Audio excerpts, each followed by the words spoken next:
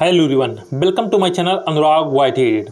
सबसे पहला प्रश्न दिया हुआ है, च वर्ग में महाप्राण व्यंजन वर्ण कितने हैं। आपको बताना है कि जो च वर्ग है इसमें महाप्राण व्यंजन वर्ण कितने होंगे।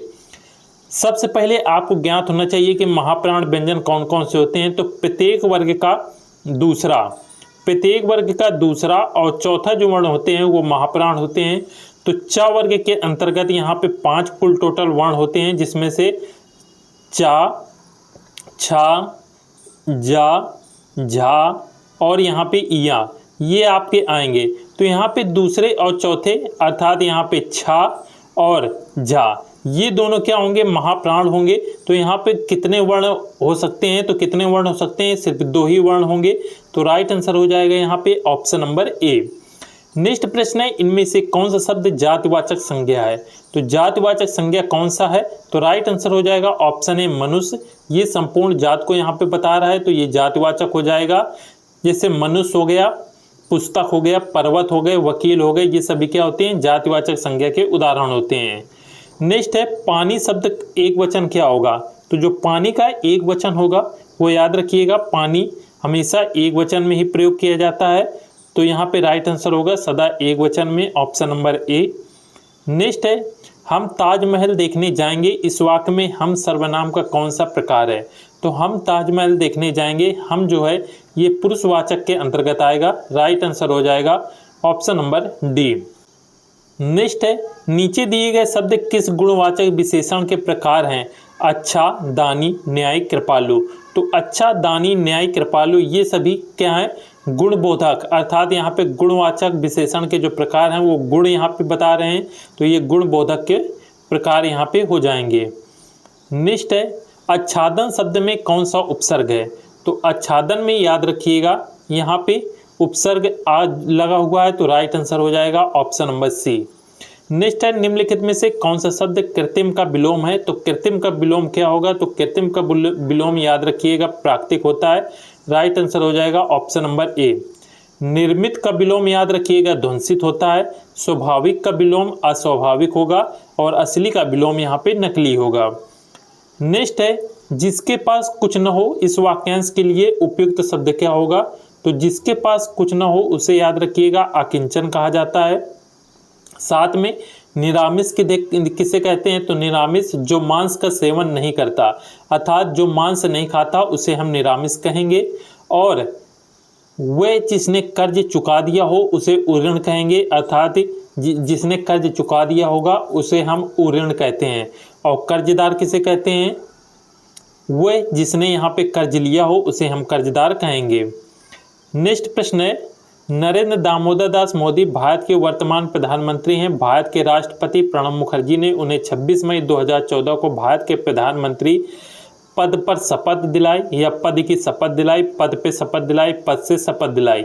तो यहाँ पे क्या होगा, तो पद की जो है वो शपथ दिलाई। राइट आंसर होगा ऑप्शन नंबर बी। नेक्स्ट प्रश्न है, अब यहाँ पे आ गया है पैराग्राफ। सबसे पहले हम पैराग्राफ को पढ़ेंगे। बातचीत करते समय हमें शब्दों के चयन पर विशेष ध्यान देना चाहिए, क्योंकि सम्मानजनक शब्द उदात्त और महान बनाते हैं। बातचीत को सुगम एवं प्रभावशाली बनाने के लिए सदैव प्रचलित भाषा का ही प्रयोग करना चाहिए। अत्यंत साहित्यिक एवं क्लिष्ट भाषा के प्रयोग से कहीं ऐसा ना हो कि हमारा व्यक्तित्व चोट खा जाए। बातचीत में केवल विचारों का ही आदान प्रदान नहीं होता, बल्कि व्यक्तित्व का भी आदान प्रदान होता है। अतः शिक्षक वर्ग को शब्दों का चयन सोच समझकर करना चाहिए। शिक्षक वास्तव में एक अच्छा अभिनेता भी होता है, जो अपने व्यक्तित्व, शैली, बोलचाल और हाव भाव से विद्यार्थियों का ध्यान अपनी ओर आकर्षित करता है और उन पर अपनी छाप छोड़ता है। प्रश्न नंबर 10 है, शिक्षक वर्ग को कैसे बोलना चाहिए। तो शिक्षक वर्ग को कैसे बोलना चाहिए, तो यहाँ पे सोच समझ के बोलना चाहिए। तो राइट आंसर क्या होगा, ऑप्शन नंबर डी। नेक्स्ट है, उपयुक्त गद्यांश का उचित शीर्षक क्या होना चाहिए। तो इसका जो शीर्षक होगा वो है शब्दों का चयन, अर्थात शब्दों का चयन कैसा होना चाहिए। एक टीचर के लिए बहुत ही शब्दों का जो चयन है वो यहाँ पे अच्छा होना चाहिए। तो राइट शीर्षक इसका होगा शब्दों का चयन। नेक्स्ट प्रश्न है, बातचीत में किसका आदान प्रदान होता है। तो बातचीत में सिर्फ विचारों या भाषा या व्यक्तित्व का ही नहीं, विचारों एवं व्यक्तित्व का यहाँ पे आदान प्रदान होता है। राइट आंसर होगा ऑप्शन नंबर ए। नेक्स्ट है, जब किसी वाक्य को अर्थों के आधार पर सजाया जाता है तो उसे क्या कहते हैं? तो याद रखिएगा, जब किसी वाक्य को अर्थों के आधार पर यहाँ पे सजाया जाएगा तो उसे हम अर्था अलंकार कहते हैं, और जब शब्दों के आधार पर सजाते हैं तो उसे हम शब्दा अलंकार कहते हैं। नेक्स्ट है, निम्नलिखित में से कौन सा रीतकालीन कवि है? तो आपको बताना है कौन सा रीतकालीन कवि है। तो राइट आंसर होगा भूषण। भूषण एक रीतकालीन यहाँ पे कवि थे।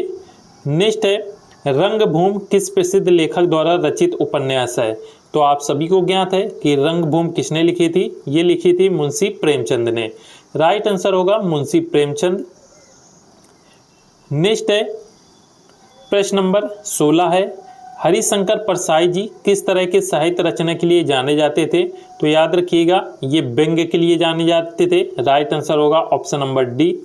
नेक्स्ट है, साहित्य जनता की चित्रपत्र का संचित प्रतिबिंब होता है, ये किसका प्रसिद्ध कथन है? तो याद रखिएगा, साहित्य जनता की चित्रपत्र का संचित प्रतिबिंब होता है, ये कहा था रामचंद्र शुक्ल ने। राइट आंसर होगा ऑप्शन नंबर ए। प्रश्न नंबर 18 है, किस कृत के लिए कवि नागार्जुन को साहित्य अकादमी पुरस्कार मिला, वे किस भाषा में रचित है? तो यहाँ पे आपको याद रखना है कि मैथिली भाषा के लिए नागार्जुन को यहाँ पे साहित्य अकादमी पुरस्कार मिला था, और ये पुरस्कार कब मिला था? तो याद रखिएगा 1968 ईस्वी में ये साहित्य अकादमी पुरस्कार मिला था। नेक्स्ट है, भारत में हिंदी किस वर्ग के अंतर्गत शामिल है? हिंदी क्या है? राजभाषा है, राष्ट्रभाषा है, काव्य भाषा है या तकनीकी भाषा है? याद रखिएगा, जो हिंदी है वो यहाँ पे राजभाषा के रूप में कार्य करती है। संविधान की 8वीं अनुसूची, याद रखिएगा, संविधान की 8वीं अनुसूची में कितनी भाषाओं का उल्लेख है? 22 भाषाओं का यहाँ पे उल्लेख किया गया है, जो कि अनुच्छेद 343 से लेकर 351 तक राजभाषा के संबंध में यहाँ पे व्यवस्था की गई है। तो ये आपको याद रखना है। नेक्स्ट है, इनमें से कौन सी बोली राजस्थानी की बोली नहीं है? तो याद रखिएगा, मारवाड़ी, मालवी, मेवाती, ये तीनों बोलियां राजस्थान की हैं, किंतु बुंदेली जो बोली है वो यहाँ पे राजस्थान की नहीं है। तो राइट आंसर हो जाएगा इसका ऑप्शन नंबर डी। नेक्स्ट प्रश्न है, दंत, वत्स, महाप्राण, घोष व्यंजन वर्ण का उदाहरण कौन सा है? यहाँ पे आपको बताना है कि दंत वर्ण, अब यहाँ पे देखेंगे दंत में कौन कौन से पहले आते हैं, तो आपने को ये ट्रिक याद होगी, केटीएम 2, कंठ, तालु, मूर्धा, दंत, दंत इसमें आएगा, अर्थात कावर्ग, चावर्ग, यहाँ पे टावर्ग, तावर्ग, तावर्ग आपका ये रहेगा, तावर्ग के अंतर्गत ता, था, दा, धा, ना ये आते हैं। तो यहाँ पे देखिए, ये आपका नहीं आएगा, ये नहीं आएगा, सिर्फ बचे आपके दो, बी और सी। यहाँ पे दंत हो गए। अब यहाँ पे महाप्राण क्या होते हैं? महाप्राण होते हैं दूसरे और चौथे। तो यहाँ पे ता, था, दा, दा, धा। तो यहाँ पे देखिएगा, ये जो था होता है ये दूसरे में आता है और धा चौथे में आता है। तो महाप्राण से हमने, अब यहाँ पे महाप्राण से हमने दंत और महाप्राण देख लिए कि ये दोनों होंगे। अब बचा क्या? घोष। घोष से अब हमको पता लगाना है कौन सा होगा। तो घोष कौन से होते हैं? आपके तीसरे, चौथे और पांचवें जो वर्ण होते हैं ये घोष के अंतर्गत आते हैं। तो धा आपका चौथा के अंतर्गत आ जाएगा। तो ऑप्शन नंबर बी यहाँ पे सही हो जाएगा। इस प्रकार से ऐसे प्रश्नों को आप कर सकते हैं। नेक्स्ट है, वीर शब्द की भाववाचक संज्ञा कौन सी होगी? तो वीर शब्द की जो भाववाचक संज्ञा होगी वो याद रखिएगा, वीरता एंड वीरत्व, ये दोनों होगी। तो राइट आंसर आपका हो जाएगा ऑप्शन नंबर बी, ए और डी दोनों सही हैं। नेक्स्ट प्रश्न है, कमल का स्त्रीलिंग आपको बताना है। कमल का स्त्रीलिंग क्या होगा? तो कमल का स्त्रीलिंग याद रखिएगा कमलनी होता है। नेक्स्ट है, निम्नलिखित में से कौन सा शब्द दोनों वचनों में समान रहता है? तो यहाँ पे ऑप्शन आपके समान है। तो दोनों वचनों में कौन सा समान रहेगा? तो वो है सरसों। सरसों याद रखिएगा, ये दोनों ही वचनों में यहाँ पे समान रहता है। कथा का बहुवचन याद रखिएगा कथाएं होगा। लता का लताएं होता है और कुटी का याद रखिएगा कुटिया होता है। ये इनके बहुवचन होंगे, किंतु सरसों दोनों एक वचन और बहुवचन दोनों में समान रहता है। नेक्स्ट प्रश्न है 25 नंबर है, इनमें से संबंध कारक का चिन्ह कौन सा है? तो संबंध कारक का चिन्ह याद रखिएगा की होता है। कर्ता ने कर्म को करण से संबंध काकी के, यहाँ पे ये आ जाएगा। नेक्स्ट है, किसी कार्य को करने या होने का बोध कराने वाले शब्द क्या कहलाते हैं? तो किसी कार्य को करने या होने का बोध कराने वाले शब्दों को याद रखिएगा क्रिया कहा जाता है। नेक्स्ट प्रश्न है, भारत की सबसे चौड़ी नदी ब्रह्मपुत्र तथा सबसे लंबी नदी गंगा है। वाक्य में प्रयुक्त शब्द सबसे क्या है?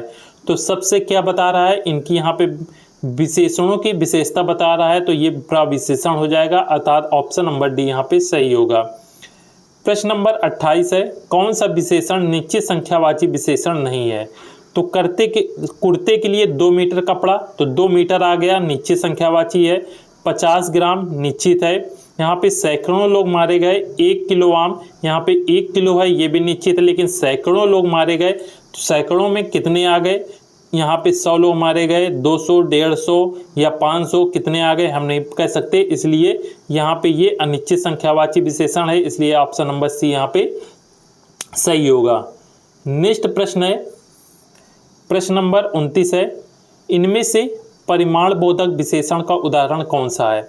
तो याद रखिएगा परिमाण बोधक विशेषण का उदाहरण यहाँ पे थोड़ा, ऑप्शन नंबर सी यहाँ पे सही होगा। नेक्स्ट प्रश्न है, प्रश्न नंबर 30 है, निम्न वाक्यों में विशेषण शब्द संबंधी वाक्य चुनिए। तो रमा अच्छा गाती है, आज वर्षा अधिक हुई, सुनैना अच्छा चित्र बनाती है, धीरे धीरे बोलो। इनमें से विशेषण संबंधी वाक्य कौन सा है? तो याद रखिएगा सुनैना अच्छा चित्र बनाती है, ऑप्शन नंबर सी यहाँ पे सही हो जाएगा।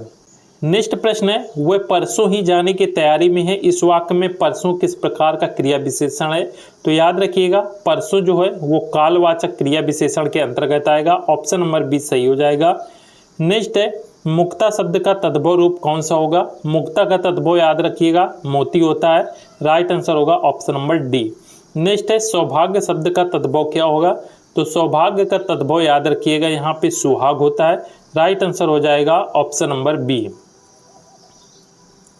नेक्स्ट प्रश्न है, इनमें से कौन सा उपसर्ग अरबी फारसी का है? आपको बताना है कौन सा उपसर्ग यहाँ पे अरबी फारसी का है, वो है बे। बे जो होता है ये अरबी फारसी का उपसर्ग होता है। नेक्स्ट है, नैतिक शब्द का प्रत्यय है, तो नैतिक में देखेंगे एक प्रत्यय का प्रयोग हुआ है, तो राइट आंसर हो जाएगा ऑप्शन नंबर डी। नेक्स्ट है, प्रति धन आघात का संधि रूप क्या होगा? तो इसका जो संधि रूप होगा वो होगा प्रत्याघात, राइट आंसर हो जाएगा ऑप्शन नंबर ए। नेक्स्ट प्रश्न है, समास का शाब्दिक अर्थ क्या है? तो जो समास का शाब्दिक अर्थ होता है वो है संक्षेप, राइट आंसर होगा ऑप्शन नंबर डी। नेक्स्ट है, आसन्न का पर्यायवाची शब्द कौन सा है? तो आसन्न का पर्यायवाची शब्द याद रखिएगा यहाँ पे नजदीक होता है, राइट आंसर हो जाएगा ऑप्शन नंबर ए। नेक्स्ट है, इनमें से कौन शब्द भाव शब्द का अर्थ नहीं है? तो भाव का जो अर्थ नहीं है वो है याद रखिएगा चमक, ये नहीं होता। भाव का अर्थ यहाँ पे विचार, श्रद्धा और दर होता है। नेक्स्ट प्रश्न है, जिसका अनुभव किया गया हो एक शब्द क्या होगा? तो जिसका अनुभव किया गया हो उसे हम अनुभूत कहते हैं, राइट आंसर हो जाएगा ऑप्शन नंबर डी। आज की क्लास में हमने 40 प्रश्नों को कवर कर लिया। ये प्रैक्टिस सेट नंबर हमारी 5 थी। इन सभी प्रैक्टिस सेट को आपने देख लिया होगा, तो आप अब यहाँ पे अंदाज़ा लगा सकते हैं कि आपका स्कोर कितना पहुँच रहा है। 40 में यदि आप 35 प्लस स्कोर कर रहे हैं तो आपकी हिंदी में बहुत ही बेहतर एग्ज़ाम जब होगा तो बहुत ही बेहतर आप स्कोर करके आएंगे, ये मान के चलिएगा। क्योंकि यहाँ पे जो प्रश्न है वो यहाँ पे बहुत ही अच्छे लेवल के हमने लिए हैं, जिससे आपकी प्रैक्टिस बेहतर रूप से हो सके। सभी छात्र वीडियो को लाइक ज़रूर कर दीजिएगा और चैनल सब्सक्राइब जरूर कर लें। मिलते हैं नेक्स्ट क्लास में। जय हिंद।